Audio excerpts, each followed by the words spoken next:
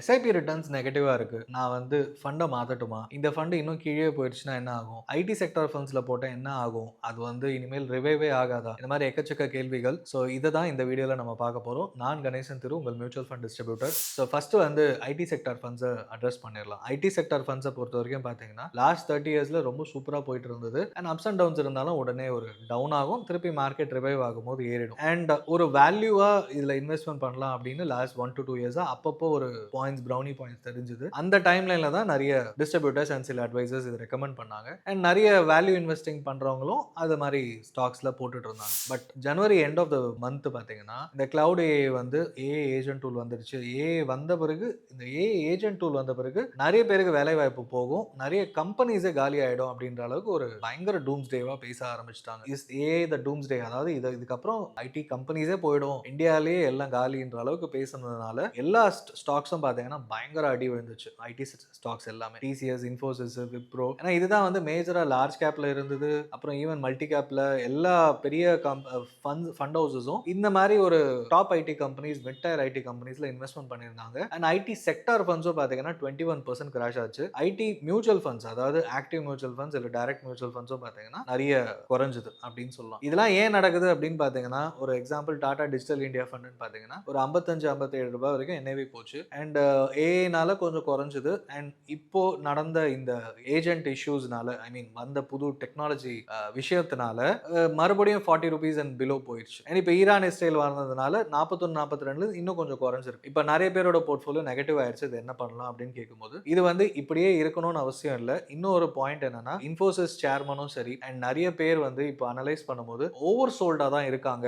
அதாவது ID stocks எல்லாம் over soul பண்ணிருக்காங்க அப்படின்றது தெரியுது. அண்ட் இன்னொன்னு எல்லாரும் சொன்ன முக்கியமான பாயிண்ட், அது வந்து ஏஏன்றது தனியா இருக்கு, ஏஏ ஏஜென்ட்டும் இருக்கு, யாருமே மறுக்கல. இதை வந்து ஒரு என்டர்பிரைஸா பெரிய பெரிய கம்பெனிஸ், பேங்கிங் சிஸ்டம், லீகசி சிஸ்டம்னு சொல்லுவாங்க, அதை மாத்தணும். அதுக்கப்புறம் இதை இன்டகிரேட் பண்ணணும் அப்படின்னும் போது இந்த இன்டகிரேஷனுக்கு கண்டிப்பா இந்த மாதிரி companies, service oriented companies, Indian service companies கண்டிப்பா தேவைன்னு சொல்றாங்க. அப்படி பாத்தீங்கன்னா எல்லாமே வந்து மாறுது. அண்ட் ஏஐ இன்வெஸ்ட்மெண்ட்டும் இந்தியன் கம்பெனிஸ் பண்ண ஆரம்பிச்சிட்டாங்க அப்படின்னா, ஆர் அக்வயர் பண்ணிட்டாங்கன்னா, ஏன்னா கேஷ் ரிச் கம்பெனிஸ், அது ஒரு முக்கியமான பாயிண்ட். ஸோ இதை வந்து உடனே நீங்க மாத்தணும் அப்படின்னு யோசிக்காம இதை எவ்ரி மந்த் வந்து ரிவ்யூ பண்றது ரொம்ப ரொம்ப அவசியம் சொல்லுவேன். அண்ட் இன்னொரு பாயிண்ட், எஸ்ஐபி ரிட்டர்ன்ஸ் நெகட்டிவா இருக்கணும் போது இந்த மாதிரி செக்டார் ஸ்பெசிஃபிக்கா அனலைஸ் பண்ணிட்டு அது உடனே மாத்தணுமா அப்படின்றது. ஏன்னா 55 ரூபாய் இருக்கும்போது நீங்க வாங்கின யூனிட்ஸும் மறுபடியும் 39 ரூபாய் வரும்போது நீங்க போடுற இன்வெஸ்ட்மெண்ட்டுக்கு பல்கா யூனிட்ஸ் பர்ச்சேஸ் பண்ண முடியும். அப்போ அதிக யூனிட்ஸ் பர்ச்சேஸ் பண்ணும்போது கொஞ்ச நேரத்தில், கொஞ்ச காலத்துல, அடுத்த 3 to 6 monthsல கொஞ்சம் என்ஏவி இன்க்ரீஸ் ஆச்சுனாலும் ஆட்டோமேட்டிக்கா உங்க overall investment value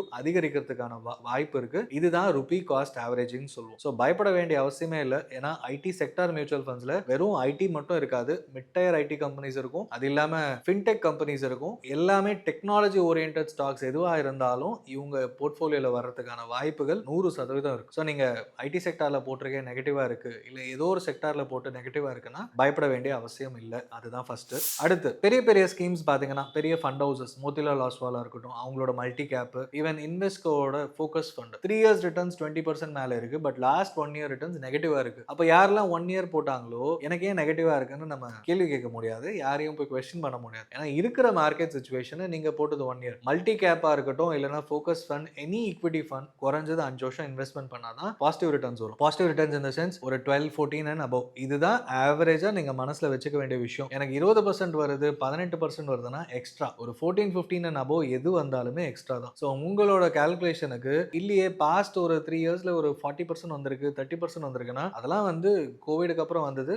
and once in a time வரும். அதுக்கப்புறம் ஆவரேஜ் அவுட் ஆகும். நீங்க ஆவரேஜா லாஸ்ட் 20, 30 இயர்ஸ் ட்ராக் ரெக்கார்டை எந்த ஸ்கீம் அனலைஸ் பண்ணாலும் 15% அண்ட் அபவ் கண்டிப்பா இருக்கும். அந்த 15% தான் நீங்க கன்சிடர் பண்ண வேண்டிய ஒரு ஆவரேஜ் ரிட்டர்ன் சொல்லுவோம். அதுக்கு மேல போறது எல்லாமே, கிடைக்கிறது எல்லாமே luck or bonus returns, bonus money அப்படின்னு எடுத்துக்கலாம். ஸோ நான் சொன்ன 2 கம்பெனி, மோதிலால் ஓஸ்வாலா இருக்கட்டும், இன்வெஸ்கோ இருக்கட்டும், பியூர் இன்வெஸ்ட்மெண்ட் கம்பெனிஸ், ஈக்விட்டியில நிறைய வச்சிருக்காங்க, ஸ்கீம்ஸ் வச்சிருக்காங்க. பட் இருந்தாலும் 1 இயர்ல நெகட்டிவ் வந்திருக்குன்னா மார்க்கெட் தான் காரணம். அவங்க இன்வெஸ்ட்மெண்ட் பண்ண தீம்ஸ், ஏன்னா இன்வெஸ்கோ எடுத்துக்கிட்டீங்கன்னா 3 இயர்ஸ்ல 21%, பட் லாஸ்ட் 1 இயர்ல நெகட்டிவ் ரிட்டர்ன்ஸ். அப்ப என்ன பண்ண முடியும்? நான் மறுபடியும் மாத்தணும்னா இதை விட பெஸ்ட் பர்ஃபார்மிங்கா இல்லைனா பெஸ்ட் ஃபண்ட் ஹவுஸா நான் சூஸ் பண்ணி அதுல பெஸ்ட் ஸ்கீமா நான் சூஸ் பண்ணணும். அதுக்கு அதை விட இதுலயே ருபி காஸ்ட் ஆவரேஜிங் எஸ்ஐபில பண்ண முடியுமா அப்படின்றத யோசிக்கிறது ரொம்ப ரொம்ப முக்கியம். ஸோ இந்த மாதிரி நீங்க எஸ்ஐபி போட்டுட்டீங்க, நெகட்டிவ் ரிட்டர்ன்ஸ் இருக்குன்னா எவ்வளவு நாள் போட்டிருக்கீங்க அப்படின்னு பாருங்க. என்ன பர்பஸ், என்ன கோல், அதாவது 5 வருஷமா, 3 வருஷமா, 10 வருஷமான்றத பொறுத்து மாத்தலாமா அப்படின்றத யோசிக்கணும். சரி, இப்ப இருக்கிற சிச்சுவேஷன்ஸ் எப்படி இருக்கு அப்படின்னு பாத்தீங்கன்னா, ஒரு 2 மந்த்ஸ் முன்னாடி வரைக்கும் பார்த்தோம்னா நம்ம வந்து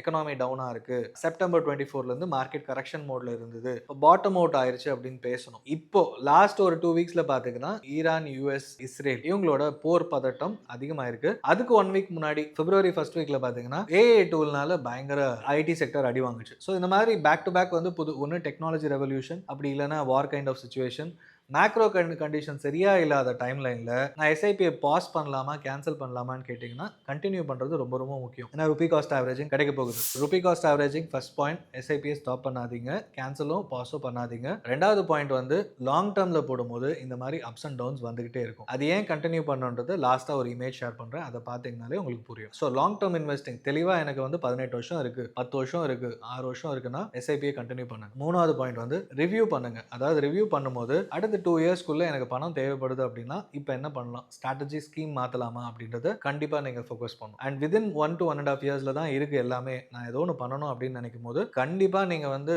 டெட் ஃபண்ட் மூவ் பண்றதோ இல்ல ஈக்விட்டி சேவிங் ஸ்கீம்ஸ் மாத்துறதோ அந்த மாதிரி விஷயங்களை பண்றது ரொம்பவே நல்லதா இருக்கும். ஏன்னா டைம் பீரியட் கம்மி, ஈக்விட்டியில கண்டினியூ பண்ணாதீங்க அப்படின்னு சொல்லுவேன். ஸோ வித்தின் அ இயர் இருக்கும்போது கண்டிப்பா இப்போ இருக்கிற ரிட்டர்ன் சேஃபா இது முன்னாடியே பண்ணிருக்கணும், இப்போவாது பண்ணிட்டு மாத்துங்க. இல்ல பார்ஷியல் வித்ட்ராயல வந்து பார்ஷியலா டெட் ஃபண்டுக்கு மூவ் பண்ணிட்டு மீதி ஈக்விட்டி ரிட்டர்ன்ஸ் காம்பன்சேட் பண்ண முடியுமா அப்படின்றதையும் நம்ம பார்க்கலாம். ஸோ இந்த மாதிரி டைம் டு டைம் ரிவ்யூ பண்றது ரொம்பவே அவசியம். எஸ்ஐபி போட்டுட்டேன் 18 வருஷம் கண்டினியூ ஆகட்டும், 10 வருஷம் கண்டினியூ ஆகட்டும் கிடையாது, போடுங்க, பட் ரிவ்யூ பண்ணிட்டு கண்டினியூ பண்ணணுன்றது மனசுல வச்சுக்கோங்க. ஃபைனலா நான் சொல்றதுக்கு பாயிண்ட் பாத்தீங்கன்னா ஒயிட் ஓக் மியூச்சுவல் ஃபண்ட் அப்படின்றவங்க வந்து அது வந்து ஒரு ஏஎம்சி ஃபண்ட் ஹவுஸ். அவங்க ஒரு கேஸ் ஸ்டடி பண்ணி நிறைய எந்த எஸ்ஐபி டேட் போட்டா நல்ல ரிட்டர்ன்ஸ் வரும் அப்படின்லாம் கேஸ் ஸ்டடி பண்ணாங்க. அவங்களோட கேஸ் ஸ்டடியில பாத்தீங்கன்னா உங்க டைம் பீரியட் இன்க்ரீஸ் ஆக 4 இயர், 5 இயர், 6 இயர், 8 இயர்ஸ்க்கு மேல பாத்தீங்கன்னா ஆவரேஜா 10% அண்ட் அபோவ் ரிட்டர்ன்ஸ் கிடைக்குது அப்படின்றது அவங்களோட ஸ்டடி. அவங்க லாஸ்ட் ஒரு 30 வருஷத்துக்கான டேட்டா எடுத்து எல்லா ஃபண்ட் ஹவுஸ்ல எந்த ஸ்கீம்ஸ் இவ்வளவு வருஷம் இருந்தோ அதெல்லாம் அனலைஸ் பண்ணி சொன்னது. ஸோ இதெல்லாம் நமக்கு என்ன தெரியுது அப்படின்னா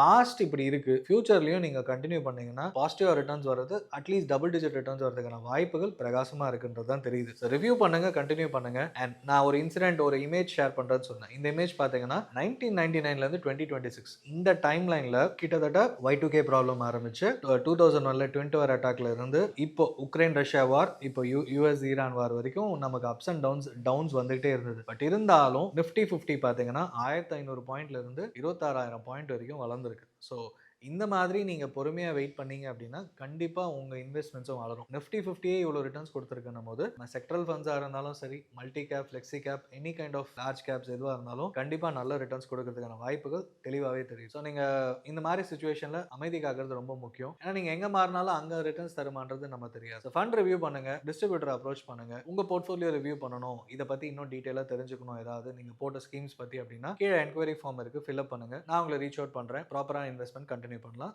Thank you for watching.